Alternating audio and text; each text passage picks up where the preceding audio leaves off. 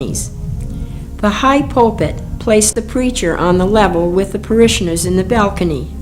The pulpit, elaborately designed, was brought by one of the Duncans from the shop of the now famous John Dunlap, a fine furniture maker of Bedford.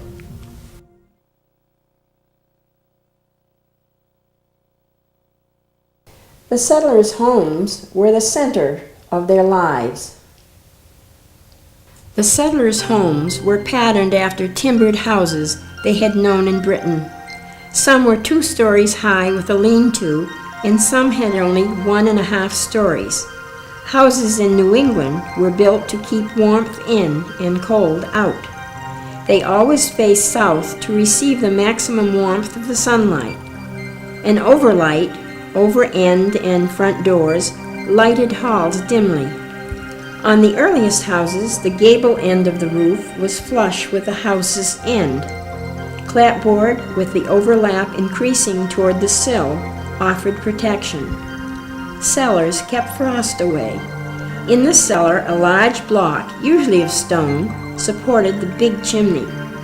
The kitchen or keeping room fire burned continuously, for it was here where the family lived during cold weather. The earliest fireplaces were open at the back, allowing the heat to go up the chimney with the smoke.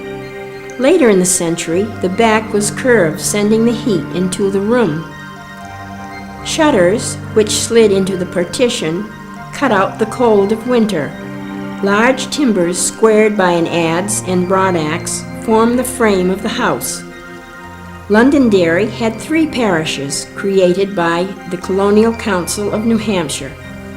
The East Parish, now Derry, the West Parish, still Londonderry, and the 3rd Parish, now Windham.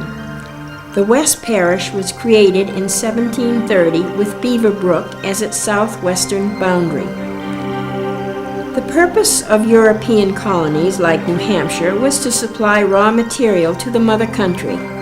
England needed linen as well as pine masts for ships. This area was chosen by the linen makers because of the abundant opportunity to ret the flax in its wetlands. Wetlands were the most valuable property in town and were the first allocated. They also furnished hay for the cattle. Cattle provided milk and meat, and as oxen were the beast of burden during the settlement period. After the retting had softened the woody casing of the flax plant, it was broken and pulled through increasingly finer heckles until ready for spinning. Spinning was usually done on small wheels by women. Weaving was generally a man's job because of the great size and weight of the loom. Merchants like John and James Pinkerton sold the bolts of linen. Like the turned legs of the spinning wheel, other furniture of Londonderry homes show the graceful, slender curves, fashionable during the 1700s. Furniture made late in the century had concealed whimsical elements. This sewing table from the Montgomery family is at the New Hampshire's Historical Society. A hooded cradle with typical curves on its hood and inscribed on the bottoms with the name John Dickey of Londonderry is privately owned.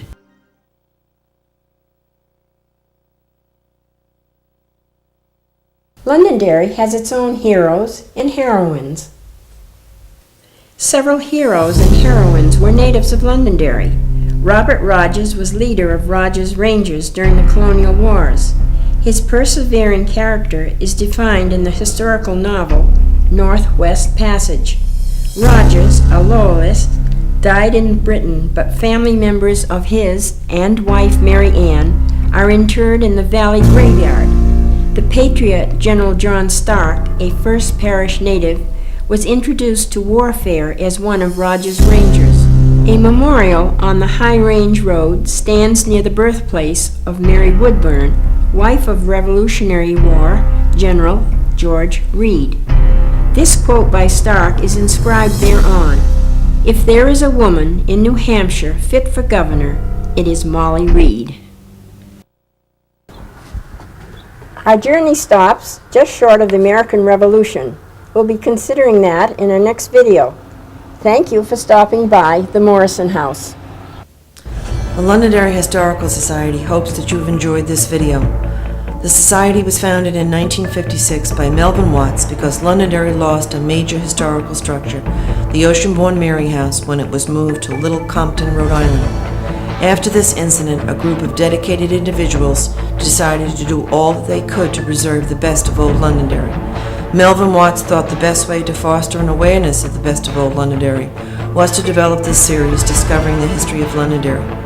It was Melvin's desire to make history come alive for Londonderry school children and help them understand how much history is contained within the 42 square miles that comprise Londonderry, New Hampshire. We are very proud to have called Melvin Watts the first president of the Londonderry Historical Society. The Society has been a non-profit organization in continuous operation for 48 years, dedicated to educating and preserving the history of Londonderry for the entire community. If you would like to find out more about the Society, now you too can become a supporting member. Please visit our website at www.londonderryhistory.org or call us at 603-432-2005.